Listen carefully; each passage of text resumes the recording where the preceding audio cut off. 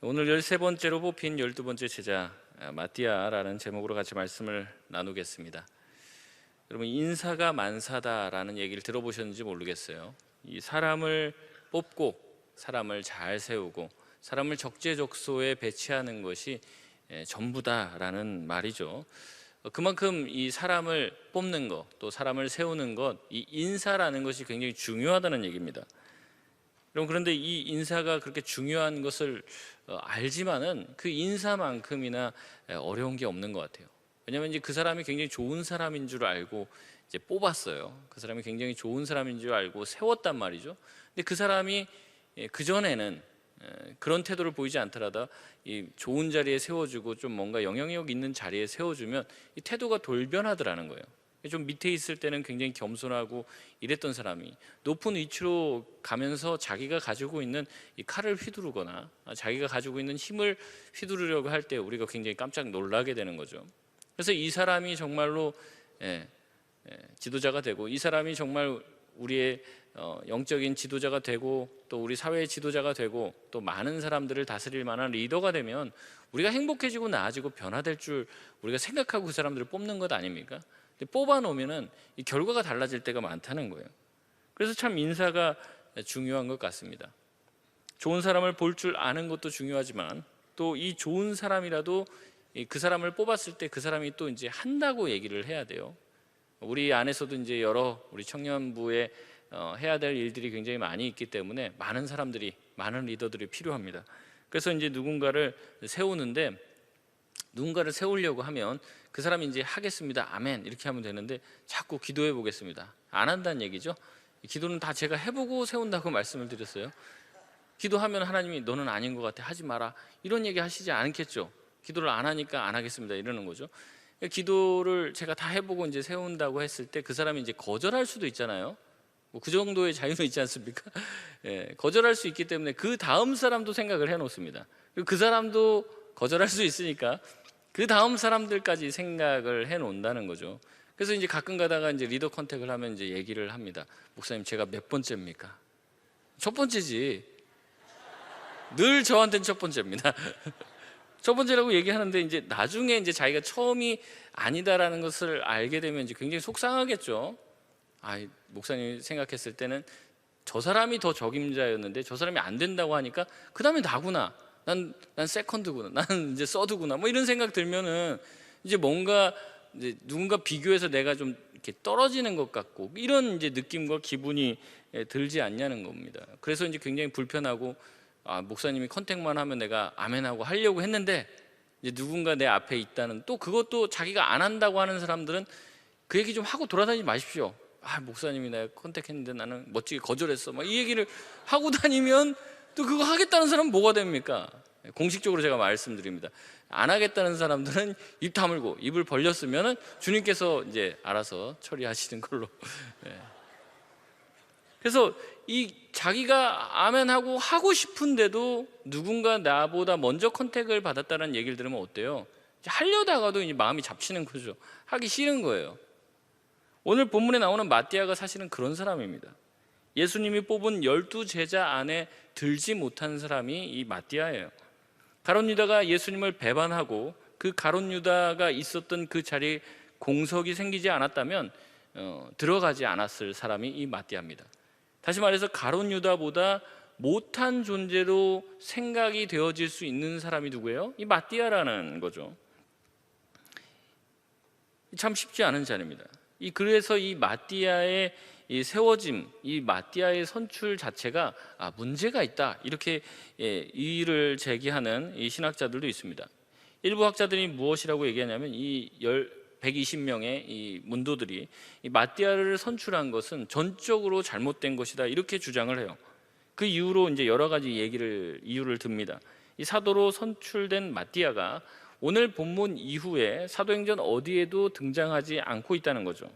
근데 여러분, 이 논리는 이제 좀 잘못됐죠. 왜냐하면 예수님의 다른 제자들도 사도행전에서 이 이후로 등장하지 않는 경우가 굉장히 많이 있기 때문에 이 논리는 맞지가 않아요. 또 어떤 학자는 이렇게 얘기합니다.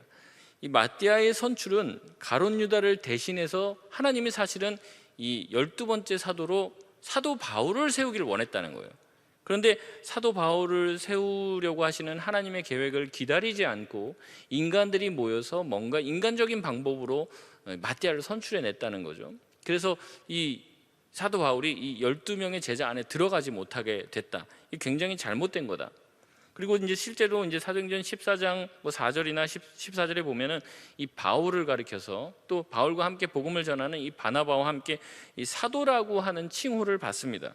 그렇기 때문에 이 바울과 바나바가 사도로 불려진 사실은 어떻게 보면은 이 가룟 유다를 대신해서 하나님이 세우려고 했던 사람들이 있었다라고 이는 추측을 하는 거죠. 근데 사실은 그렇지 않다는 거죠. 이 바울과 바나바가 복음을 전하러 나가면서 사도라고 하는 칭호를 받았다는 것은, 이것은 무엇이냐면 12사도 중에 한 명으로서 원래 들어갔어야 되는데 못 들어간 사람으로 보여지는 게 아니라 이 땅끝까지 복음을 전하려고 하는 하나님의 사명을 받은 사람들이 이 사도들이 했던 것과 같이 땅끝까지 가서 복음을 전하라고 말씀하기 위해서 이 사도들과 유사한 사역을 우리가 감당해야 된다는 것을 보여주기 위한 것이죠. 따라서 바울과 바나바에게 사도라는 명칭이 사용된 것은 이 마띠아의 사도직과는 아무런 관계가 없는 것입니다. 여러분, 그렇다면 마띠아를 선택한 것이 바른 선택이었는가? 아니라고 하는 증거들은 쭉 봤는데, 그럼 바른 증거라는 이 바른 선택이었다라는 증거는 성경에 어디 나와 있는가? 바로 우리가 읽어본 이 26절의 평가가 바로 제대로 마띠아를 뽑았다라는 평가인 것이죠. 26절 한번 다 같이 읽어보겠습니다. 시작. 제비 뽑아 마띠아를 얻으니 그가 11사도의 수에 들어가니라. 아멘. 맞습니다. 이 마띠아가 11사도의 수에 가입했다라고 여기 성경에서 기록하고 있는데, 이 헬라어 원어를 다시 한번 좀 직역 가깝게 번역을 하면 이거예요. 11사도와 함께 소속된 자로 계산되었다, 이런 뜻입니다.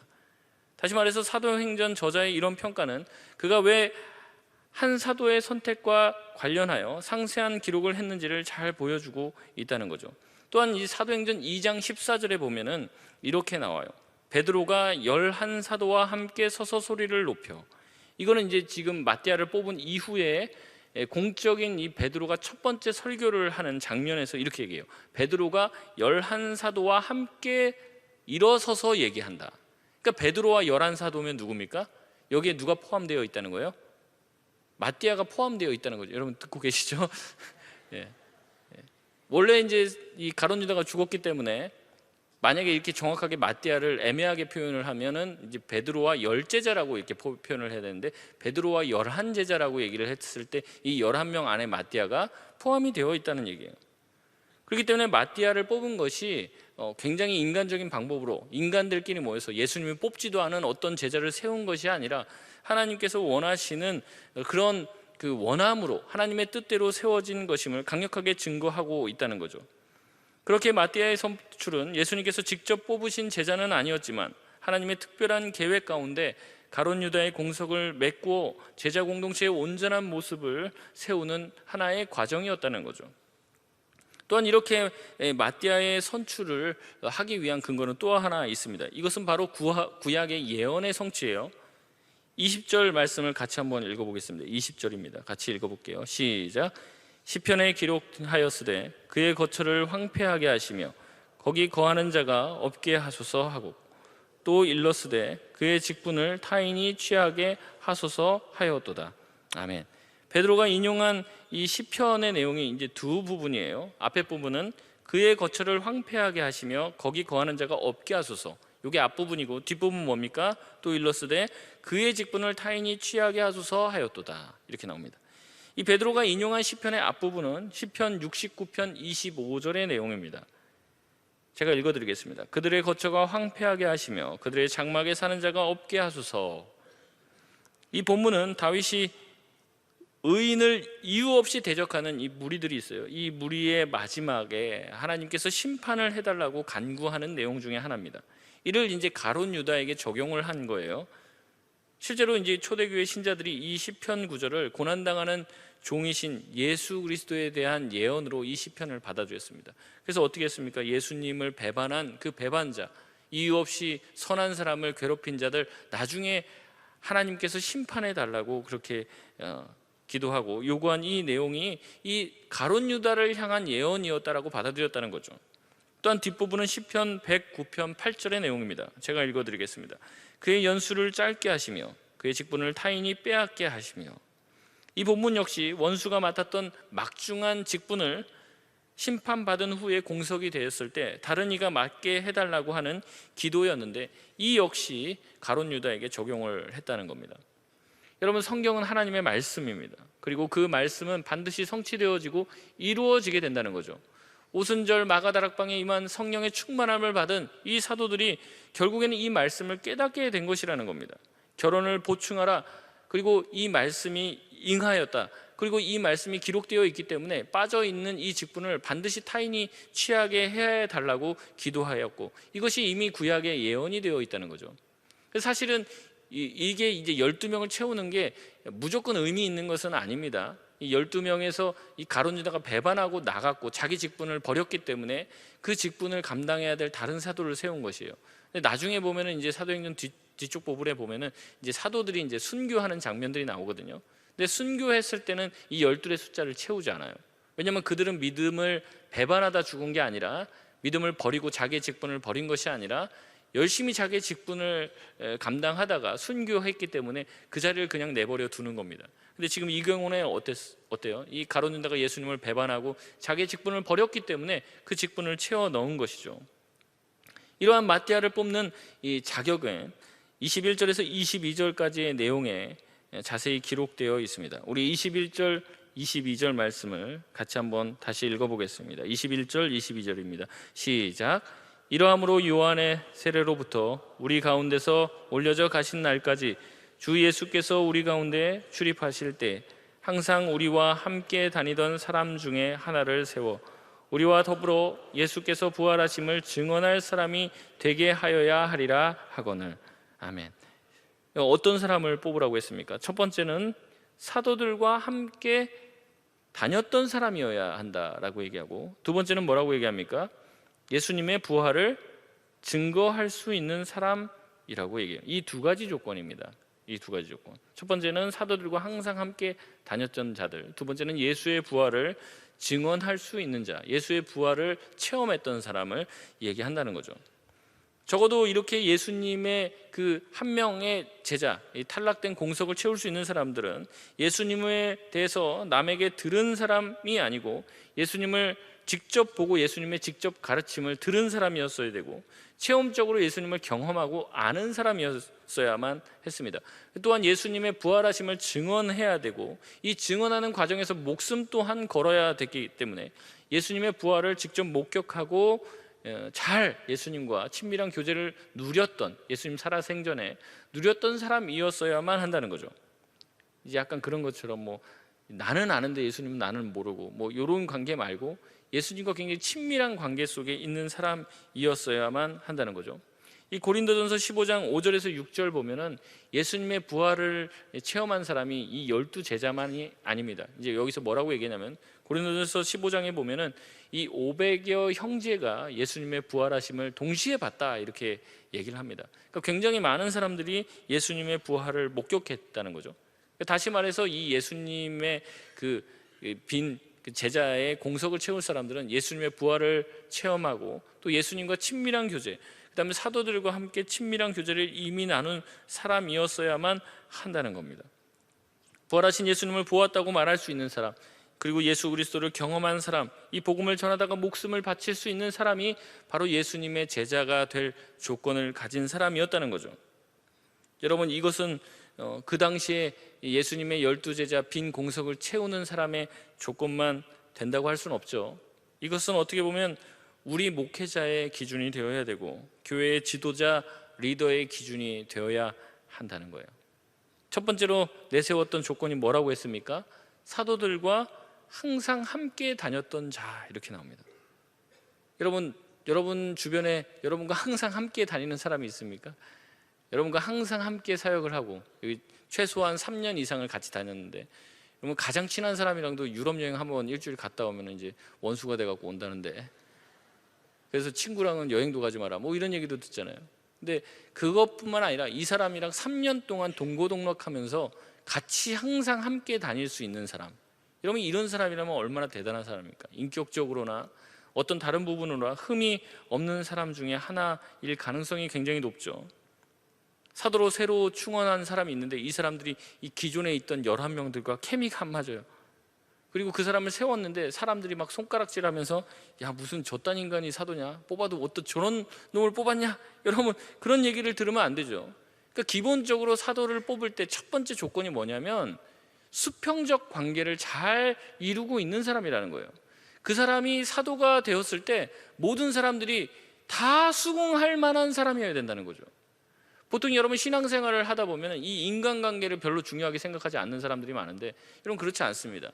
하나님의 말씀을 잘 받아들인 사람, 그 사람들이 중요하게 생각하는 것 중에 하나가 뭐가 되어야 된다는 거예요? 이 옆에 있는 지체들과의 좋은 관계를 맺을 줄 알아야 된다는 거예요. 근데 어떤 사람은 그렇습니다. 나는 다 좋은 관계를 맺으려고 하는데 내 주변에 있는 모든 사람이 다 나를 싫어요.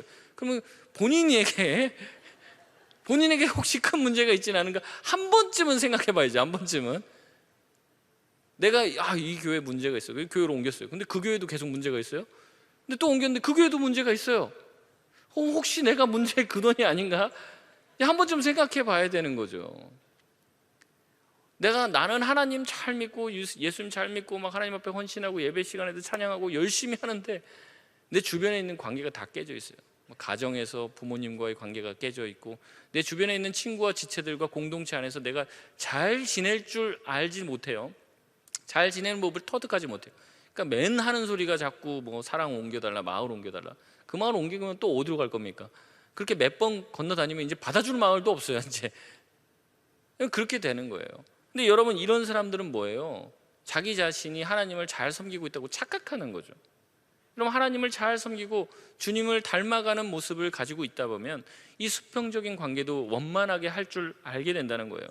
그래서 이 사람이 리더를 하고 이 사람이 뭔가의 직분을 감당하면 옆에 있는 사람들이 인정해주고 마음의 안도감을 주는 겁니다. 근데 이 사람이 리더가 되면 막 불안해요.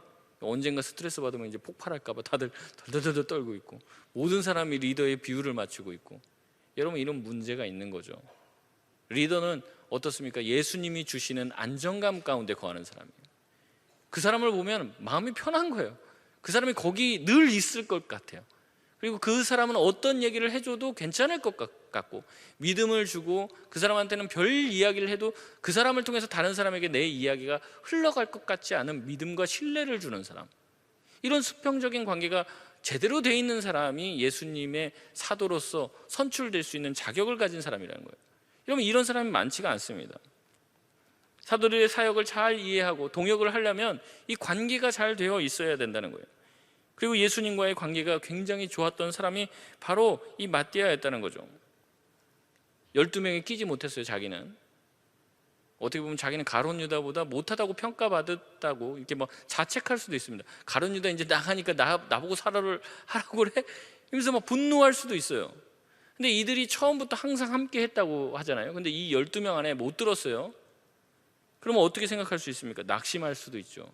어떻게든 한 명 끌어내려갖고 내가 거기에 들어가려고 할 수도 있었겠죠. 이런 그러지 않았던 사람인 거예요. 마띠아는 항상 자기가 그 12명 안에 있지 않더라도 예수님의 지근거리에 있으면서 주님이 원하시는 사역들을 기쁨으로 감당하고 이 12제자들이 하는 모든 사역을 기쁨으로 동역하는 사람이 바로 이 마띠아였다는 거죠. 여러분 이런 사람이 예수님의 이 빠져있는 12명 안에 들어갈 수 있는 자격을 가진 사람이에요.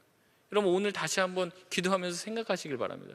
내가 정말로 이 수평적인 관계, 수직적인 하나님과의 관계만 신경 쓰고 있었다면 여러분 다시 한번 공동체 안에서 내가 정말 수직적인 관계뿐 아니라 수평적인 관계를 잘 하고 있는지를 생각해 봐야 된다는 거죠. 여러분 반드시 여러분이 하나님과의 올바른 관계를 맺고 있다면 이 수평적인 관계도 좋아지게 되어 있습니다. 그렇지 않다면 우리가 잘 돌아봐야 돼요. 내가 정말 하나님 앞에서 바른 수직적인 관계를 가지고 있는가. 그래서 우리 윤지영 목사님 찬양하시는데 앞에 쓰기만 해도 은혜가 됩니다. 저와 수평적인 관계가 너무 좋아서 수평적인 관계가 잘 돼 있는 분이 찬양인도하면 은혜가 돼요. 근데 수평적인 관계가 잘 안 돼 있는 사람이 앞에서 찬양하면은 자기나 잘하지 이런 생각이 막 드는 거 아닙니까? 저렇게 속 다르고 것 다르고 저 앞에서는 저렇게 찬양하는데 앉아 있을 때는 막 우리한테 막 저기 쌍소리나 해대고 막 이런 생각을 가면 우리가 어떻게 그 사람의 앞에 선 것으로 은혜를 받아요? 그러니까 이 수평적인 관계가 굉장히 중요한 거예요. 근데 예수를 믿으면서 자꾸 이걸 놓치고 있습니다. 두 번째는 무엇입니까? 단순히 교회 잘 나오는 신앙생활이라는 것을 잘하는 사람 말고 예수님을 잘 알고 예수님이라고 하는 양의 문을 통과한 사람, 예수님도 그를 잘 알고 그도 예수님을 뜨겁게 사랑하는 자, 예수님께서 부활하셔서 지금도 살아계심을 믿고 있는 자, 이런 사람이 리더가 되어야 된다는 거예요. 예수님의 부활을 증언할 수 있는 사람, 목숨 걸고 예수님의 살아계심을 말할 수 있는 사람이어야 한다는 거죠. 그런데 가끔은 교회 열심히 다니지만 정말 이 사람이 정말 하나님이 살아계시는가, 예수님이 살아계시는가를 정말 믿은 사람인지 의심이 될 만한 분들이 계신 거죠. 정말 예수님이 살아계시면 어떻게 저렇게 할까 싶은 생각을 불러일으키는 그런 사람들이 있다는 겁니다. 물론 본인들도 이게 물어보면 예수님 살아계시면 믿습니까? 믿는다고 얘기를 하겠죠. 근데 예수님이 우리의 소그룹 모임 가운데 함께 계시고 여러분의 카톡방 안에 다 계시고, 요새 자꾸 카톡방 해킹당해갖고 뭐 이렇게 자꾸 나오면은 막 뭐 억울하다 막 이렇게 얘기하는데, 저와 여러분의 모든 카톡방은 주님이 다 보고 계시지 않습니까? 카톡방에는 주님이 안 살아계시나요? 여러분, 주님의 살아계심을 우리가 실질적으로 믿지 않는데 어떻게 예수 그리스도의 부활을 증언하는 사람이 될 수 있냐는 거죠. 예수님에 대한 확신과 믿음과 신뢰가 없어요. 고백이 없다는 말이죠. 주님의 복음을 전하고자 하는 뜨거운 마음이 내 안에 없어요. 주님을 사랑하지 않는단 말이죠. 근데 그런 사람이 어떻게 교회의 리더가 될 수 있냐는 거예요. 근데 자꾸 어떻게 교회의 리더를 세우는데 평가할 기준이 없어요. 왜냐하면 이게 굉장히 주관적인 거잖아요. 주님을 사랑하는지 뭐 이거 어떻게 뭐 보여줘야지 알지 뭐 어떻게 할 수가 없어요. 그러니까 자꾸 이제 객관적인 기준을 가지는 거예요. 주일날 몇 번 나오나, 큐티는 몇 번 하고 있나, 기도는 몇 시간 하나. 근데 다 속일 수 있잖아요. 다 뭐 괜찮은 척하고 가식적으로 뭐 이렇게 대답 다 할 수 있잖아요. 그러니까 자꾸 이런 사람들을 리더로 실수로 세우기 마련이에요. 근데 정말 주님께서 원하시는 그 리더의 모습은 전혀 아니라는 거죠. 우리 교회의 지도자가 되고 리더가 되려면 이런 예수 그리스도의 살아계심을 실질적으로 인정하는 사람이어야 돼요. 그리고 정말 그걸 실제적으로 믿는 사람이어야 되는 거예요. 우리의 모든 관계와 우리의 모든 삶과 삶의 일거수일투족을 주님께서 살아서 보고 계시고, 지금 바로 여러분 옆에서 여러분의 예배하는 모습을 지켜보고 계시고, 여러분의 예배를 주님께서 시퍼렇게 살아서 지금도 보고 계시다는 것을 내가 인식하고 예배드리는 예배자인가, 아니면 그냥 와서 종교적인 행위만 자리만 채우고 있는가, 주님이 지금 보신다는 거죠. 안타깝게도 주님은 우리의 겉모습을 보지 않습니다. 여러분이 아무리 아름답게 앉아 있어도, 여러분이 아무리 정신 말짱하게 있는 것 같아도 저와 여러분의 중심을 보는 거죠. 중심을.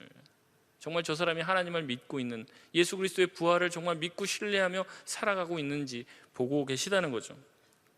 여러분, 이런 두 가지의 큰 기준을 가지고 예수님의 이 12제자, 마지막 12제자를 채우는 그 후보를 모으고 좁히고 이렇게 했더니 2명으로 압축되었어요. 그게 누굽니까? 23절 말씀입니다. 같이 한번 읽어보겠습니다. 23절 시작. 그들이 두 사람을 내세우니 하나는 바사바라고도 하고 별명은 유수도라고 하는 요셉이요, 하나는 마띠아라. 이 2명이 나왔습니다. 첫 번째 사람은 뭐예요? 바사바라고도 하고 유수도라 하는 요셉이에요. 두 번째가 마띠아죠. 이 요셉에 대한 설명은 굉장히 깁니다. 막 장황합니다.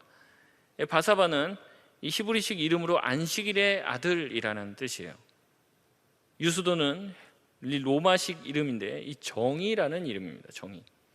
얼마나 율법을 잘 지키고 특별히 안식일을 잘 지켰던 것 같아요. 그리고 굉장히 정의로운 사람이었던 것 같아요. 그래서 별명이 정의로운 사람입니다. 정의입니다. 이 별명이.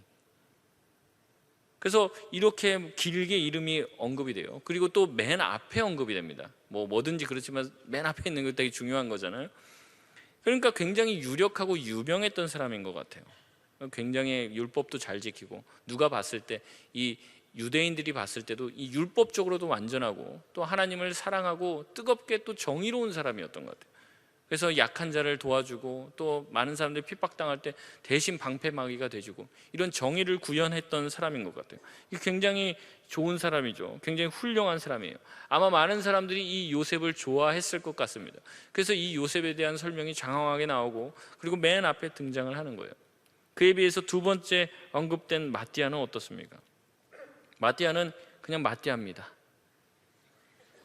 마띠아의 뜻을 굳이 이제 살펴보면 여호와의 선물이라는 뜻이에요. 그 이외에 별다른 언급이 없습니다. 이 마띠아에 대해서 뭐 소상하게 얘기를 하지 않아요. 알려진 것도 없고 달리 쓸 말도 없는 최소한 뭐 누구누구의 아들 마띠아 뭐 이런 것도 없습니다. 그냥 마띠아입니다. 그냥 이 둘을 후보로 세웠어요. 사람들이 누가 되길 바랐을까요? 아마도 요셉이 되길 바랬을 거예요. 이 요셉이 가룟 유다의 대타로 들어가서 이 12명 안에 들어가면 딱 맞겠다. 사람들이 생각하기에 그게 제일 알맞다라고 세웠을 거예요. 그런데 어떻게 이 둘을 세우고 어떻게 이곳에서 이 한 명의 제자를 선출을 해냈습니까? 24절에서 25절 말씀입니다. 같이 한번 읽어보겠습니다. 시작. 그들이 기도하여 이르되 무사람의 마음을 아시는 주여, 이 두 사람 중에 누가 주님께 택한 바 되어 봉사와 및 사도의 직무를 대신할 자인지를 보이시옵소서.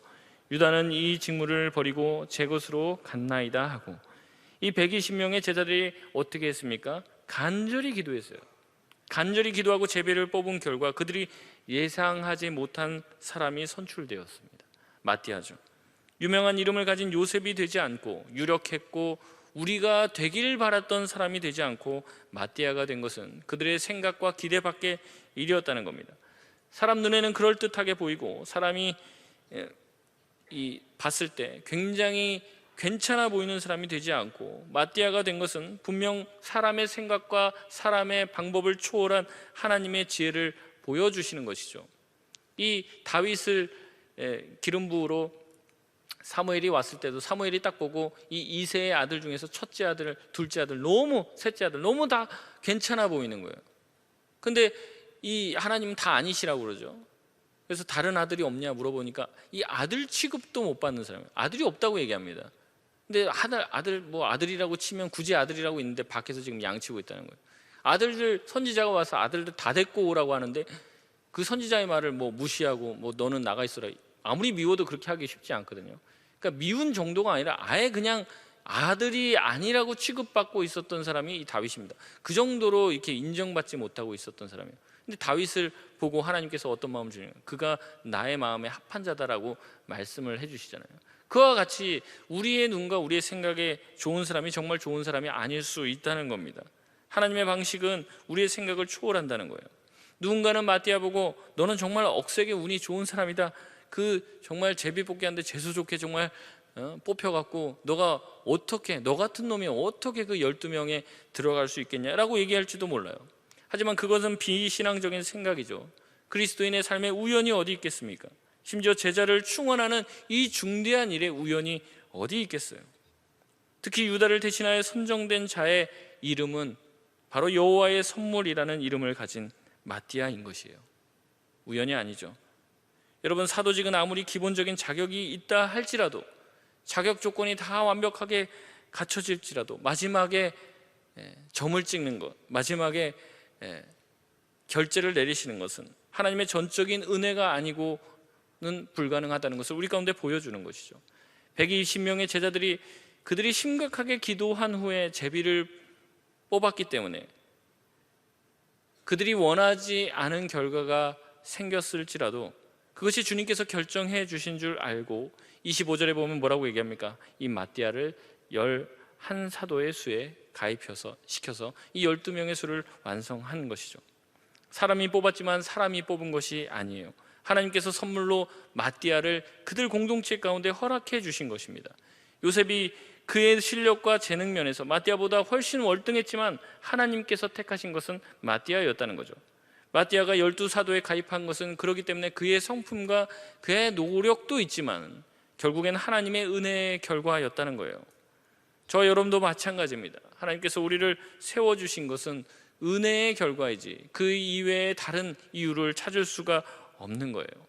내 생각에는 내가 이것도 하고 제자 훈련도 받고 내가 그래도 교회에서 열심히 인정받으면서 신앙생활을 했으니까 내가 이 자리까지 올라왔지라고 생각할지 모르지만 여러분, 그렇지 않다는 겁니다. 내가 나 된 것은 다 주님의 은혜인 것이죠. 하나님께서 사람의 마음을 움직이시고 부족하지만 우리를 세워주신 것이에요. 그러기에 맡은 자에게 구할 것은 충성이지 더 큰 인정이 아니라는 겁니다. 왜 나를 처음부터 12명에 끼워주지 않았냐고 불평할 것이 아니라 주님께서 나에게 작은 것이라도 맡겨주셨음에 감사하고 맡겨진 일에 충성하고 그 일을 충실히 감당하는 것이 맡은 자들이 해야 될 일이라는 겁니다. 나에게 왜 한 달란트밖에 안 주셨습니까? 이딴 거 필요 없습니까? 땅에다 묻어놓고. 나중에 그 꺼내는 자가 지혜로운 자가 아니라는 겁니다. 작은 것 맡겨주셨으면 작은 대로 감사하고 충성하는 거고, 큰 것 맡겨주셨으면 이것을 내가 감당할 수 없는데 나에게 이것을 주셨으니 주님, 나의 힘으로 할 수 없습니다. 주님, 나에게 힘과 능력을 더하여 주시옵소서. 주님, 내가 주의 말씀에 순종할 수 있는 믿음을 더하여 주셨소서. 우리가 간구해야 될 것이 그런 기도라는 거죠. 남은 11 제자들도 자신의 기득권에 연연하지 않아요. 제비뽑기에서 떨어진 요셉도 어떠한 무리를 일으키지 않습니다. 뽑힌 마띠아도 기쁨으로 이 결과에 순종합니다. 모인 120명의 모든 사람들이 감사함으로 이 모든 것을 받아들였을 수 있었던 이유는 그들이 처음부터 기도했던 사람이고 그들이 말씀에 순종하는 사람들이었기 때문에 그렇다는 겁니다. 우리가 읽지 않았지만 사도행전 1장 14절에 여자들과 예수의 어머니 마리아와 예수의 아우들과 더불어 마음을 같이하여 오로지 기도에 힘쓰더라 라고 말씀하시면서 15절 우리가 읽었던 본문부터 시작이 되는 거예요. 그러니까 그들은 처음부터 또 마지막까지 기도를 했고 기도하는 중에 하나님의 말씀을 받은 거예요. 이 시편 말씀을 받은 거예요. 그렇구나, 이 말씀에 순종해야 되겠구나. 기도하는 중에 이것을 깨달은 거죠. 기도하는 중에 하나님께서 이 12 중에 한 명으로 빠진 이 가룟 유다를 채워넣으라고 하는 이 말씀을 들은 거예요. 그래서 이 말씀을 통해서 이 12번째 사도를 13번째로 뽑으라는 말씀을 받은 것이죠. 구약의 예언이 우리의 삶에 성취되어야 한다는 것을 기억해낸 것이죠. 그리고 이런 과정을 통해서 마띠아를 뽑았고, 마띠아가 우리가 원하는 사람은 아니었을지 모르지만 이 모든 과정을 통해서 하나님께서 인도하셨다는 것을 그들이 기쁨으로 감사함으로 받아낸 것이에요. 여러분, 말씀의 사람, 기도의 사람은 이와 같이 세상과는 전혀 다른 태도와 모습을 보여준다는 거예요. 내가 뽑히지 않았다라고 성내지도 않고, 또한 내가 이미 가지고 있는 이 12명에 이미 들어와 있다고 이것을 기득권을 주장하면서 나한테 그래도 청탁 좀 해야지, 나한테 잘 보이지, 나한테 줄 서야지 12번째 된다, 이런 식으로 하지도 않고 그들이 오로지 한 것은 말씀과 기도밖에 없었던 거예요. 그러니까 공동체에 문제가 없는 거죠. 우리 삶에 우리 공동체에 문제가 있습니까? 다시 한번 돌아가야 돼요. 기도의 자리로, 말씀의 자리로 돌아가야 돼요. 주님이 우리 공동체에게 무엇을 하길 원하시는가? 우리 공동체가 어떻게 순종하며 나아가길 원하시는가? 우리가 모여서 오로지 기도에 힘쓰면 다 해결됩니다. 다 받아들일 수 있어요. 그것이 주님의 인도라는 확신이 우리 모두 공동체 구성원에게 다 임하게 되면 그 모든 것도 우리가 기쁨으로 받아들일 수 있게 된다는 거예요. 말씀을 맺겠습니다. 앞서서 인사가 만사라고 했어요. 사람을 세우고 사람을 컨택하는 일이 참 쉽지 않죠. 사람을 정말 뽑는 것이 정말로 어려워요. 우리는 이제 사람의 겉모습만 보기 때문에 그 내면까지는 보지 못하니까 어렵죠. 그래서 이 사람을 뽑고 세우는 과정을 통해서 상처도 받습니다. 하지만 초대교회는 그렇지 않았다는 거예요. 왜 그랬습니까? 그들이 늘 말씀과 기도에 전무했기 때문에 그래요. 그들 모두가 말씀의 사람이었고 그들 모두가 기도의 사람이었기 때문에 기도하면서 받은 말씀은 모두가 다 기쁨으로 아멘 할 수 있는 공동체였기 때문에 그런 겁니다. 우리 공동체가 어떠한 충격으로 인해서 자꾸 흔들립니까? 어떤 사건으로 인해서 막 요동칩니까? 그러면 우리가 다시 한번 돌아가야 될 자리는 바로 말씀의 자리고 기도의 자리예요. 주님의 말씀이 가라 하시면 아멘하고 다 가는 거예요. 토달지 않고. 주님이 멈추라고 하면 가고 싶어도 멈추는 거죠. 그렇게 말씀에 전적으로 헌신되어지고 그 말씀을 기쁨으로 받아들일 때 우리 공동체에 하나님께서 14번째, 15번째 제자들도 세워주실 줄 믿습니다.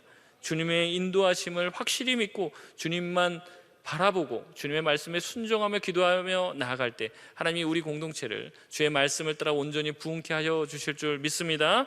우리가 그 믿음 가지고 살아갈 수 있는 저와 여러분 되시길 바랍니다.